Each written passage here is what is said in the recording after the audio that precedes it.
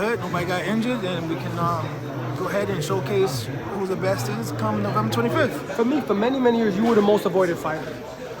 He's not a fighter that anybody rushes to fight. So now you have two guys that nobody wants to fight fighting. Tell me about that. Oh, it's gonna be a great fight, man. Just like Brown said, my quote: "I'm prepared to get hit. He's gonna be prepared to get hit, and it's gonna be a lot of punches thrown. So it's gonna be a great night of boxing." Did you think Jose and Charlo were gonna get down right now?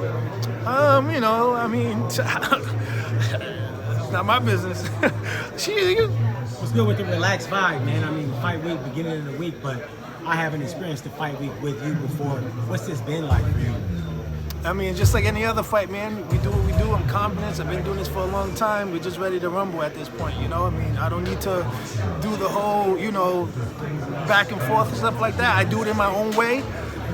And I always do the talking with my hands as well. So 32-0 for a reason, and come to 25th, you guys are going to get to see the best Andre. How does a win change the course of your career moving forward? I mean, just this fight alone just already changed the dynamic of things, because at the end of the day, a lot of the stuff that was out there, all this and that, well, that's just answered by me taking this fight, by him taking this fight. So at the end of the day, it's the two best guys fighting at this weight class. Did you have to make a lot of consolations for this fight to happen, or was it pretty smooth? Nah, he said his thing, I said my thing. If there's anything that had to do anywhere in the deal-breaking aspect of things, we was like, nope, yes, no, yes, and it was done. Demetrius, on paper, do you think he's the best fighter you faced so far in your career? I mean, listen, yeah, today, of course, he's a two-time world champion at 168 pounds, so why wouldn't he be? Obviously, Tyson considers him, the Mexican monster. Do you consider that as well? Listen, like I said before, Tyson was really, really high that day. You know what I'm saying? But, you know what I'm saying? I don't know. That's his business. It's not mine. Do you feel... Perfect victory for you on Saturday night. Yeah, thank you, man. What would it be the perfect victory for you? Winning, man, just winning. Of course, just winning. That's the most important thing, is to win. Do you now, feel how I do it is the way I do it come the 25th. Do you feel he's the best 168-pounder in the world? Yeah, of course. Of course not Canelo, because at the end of the day, he was the champion. He lost it on the scale, right? And then he became interim again, and Canelo never gave him the opportunity or the shot to fight him. So therefore, he didn't really lose to anybody. You know what I mean? Why Canelo didn't give him the shot yet? If that's the case. But now we're here. That means I get to throw the monkey wrench in the pot, and beating David Benavidez gives me the shot. Of course, if not, still, at the end of the day, the two best fighters are fighting. Do you think Canelo will have a different opinion of you after this fight? Listen, he already does. He's first I'm horrible, then it's a 50-50 fight. So at the end of the day, he knows that I can fight. So at the end of the day, I mean, he already knows what's up. And we've heard that from a lot of people, but in particular, what are you looking to prove with your skills to the world, and what is the I'm the meanest, greenest motherfucking fighting machinist out there. You know what I'm saying? It's me again. That's what we're about to do. We're about to show out, have fun, and just be elusive and bring boxing the excitement that they've been missing from my part, at least. How do you plan on handling his powers and avoiding those barrages? I don't know, man. I haven't been hit much. Same way I've been avoiding them, like slipping and dodging and blocking. Some of your boxing idols growing up? Roy Jones, Pernell Whitaker, Sugar Shay, Mosley and Sugar Shay Leonard, Marvelous Marvin, Cream of the Crop, Duran.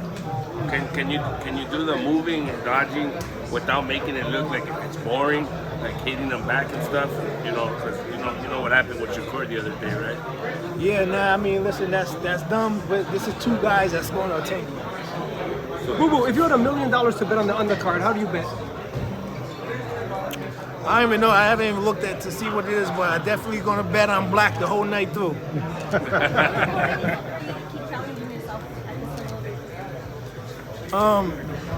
Because I feel like I haven't got all of boxing yet, and I feel like this is the time to do that. And at the end of the day, I'm still young, tall, black, and handsome, of course, young lady. And still got a lot of steam and fire left. Why are you a problem to David Benavidez? You think he's going to look average in this fight compared to you? Like he's going to look... I mean, skills pay the bills, man. Skills pay the bills. And not that he's not skillful. He's a tough, strong guy that's going to come forward and put his own will. But I have the sauce, like I said, that signature stuff, man. I can break him down, get him frustrated, do a lot of things, and hit him. So it's all good. I mean, you see, like, you know, at the end of the day, everything is mind control. So, you know, I have control over D-Boat, baby. But yeah, of course I'm in his head, man. At the end of the day, I'm doing what I got to do so I can get these guys where I need to get them. He kind of jabbed at your jovial spirit, kind of saying that it's not going to be fun and games when I get in the ring with you. But you kind of shot back and let him know, yeah, it's not going to be fun and games when I get in the ring. Of course not, man. At the end of the day, I'm elusive. This is my personality. This is who I am. But of course, when it's time to turn it on, it's time to turn it on. I wouldn't be Olympian 232-0 if I didn't have that turn on button. Who was in your Olympic team? Who were the big stars? Obviously, Wilder was one of them. Who else? Yeah, Wilder, Rashid Warren, Gary Russell, Saddam Ali, I believe. Who else was there? Yeah, those are the only guys that, whatever, but as far as like the whole pedigree, Danny Garcia, Danny Jacobs, this guy, that guy, Sean Porter, everybody was in those classes, but they just didn't make it to Olympics. But just traveling the world with them guys, we got to experience life and each other, and just was able to learn from each other and just grow and grind. Do you feel like you're going to have that Terrence Crawford moment where you're really going to get your respect after a win, where people start giving you your due? Of course, you know, of course that people are always going to jump on the bandwagon. All those names that you mentioned, a lot of them have reached the pinnacle of their sport and their division. You haven't done that yet. Does that make you more hungry because you know so many of those guys that have went that route already? No, I mean, everybody's obstacle journey in life is different. Everybody has their time frame. My time frame's now. Theirs was then. Where they at now? You know, whatever it is, it is. But that's just how the world works, man. Not everybody gets it all at the same time. Demetrius, if you were to get past David Benavidez, do you still think you need Canelo in your wrestling? Obviously, you're chasing at 154. You were the unified champion at 160. Yeah, of course I want Canelo. And then there's a real story there. There's a real build-up. There's real facts that, you know, like I was the WBO champion at 154. He said he didn't care about belts at that time. I get stripped because I didn't get inactivity. I didn't get no matchup. He goes and fights Liam Smith for my belt. Okay, now 160, he fights Triple G for the 3 belts. I have the WBO at 160. He says he wants to be undisputed.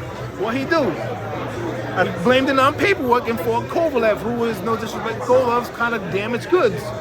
And the story must continue. Now we're at 68. Not that I'm chasing Canelo, I'm chasing my own greatness, doing my own thing, and he happened to be the guy that everybody kind of want to fight at the same time. And so, yeah, hey, I'm here. At some What point, message do you want to say Canelo after you beat David? Same thing I've been saying, fuck Canelo. at some point, he's going to run out of. But no, don't disrespect to Canelo. He's a great fighter, all that. You know, his accomplishments are great. But yeah, fuck Canelo. At some point, he's going to run out of credible opponents. You think he's going to come to you for the payday that he kept joking about? I mean, we'll see. You know, it's not gonna be easy payday. Cause this Andrade right here, nobody beats this Andrade. Andrade, you had some words with David up there. Obviously, all kind of like in good spirits, but just what were you guys saying to each other? Man, just we're here. Glad you guys, nobody got hurt. We're about to show out. It's wartime. We're gonna get busy. Like, you know, it is what it is now. I've had trainers tell me that, you know, they see it as a 50-50 fight, and then when they say that, a lot of them tend to kind of lean a little more your way, the ones that tell me 50-50. They're like, you know, I see Boo Boo kind of getting it done and being the next guy for Canelo. Is that, how do you receive something like that? Because I feel like you've probably been favored for a while, but this is maybe the biggest thing you've been against. I don't really pay attention too much what people have to say. I just worry about what I have to do and accomplish what I need to accomplish.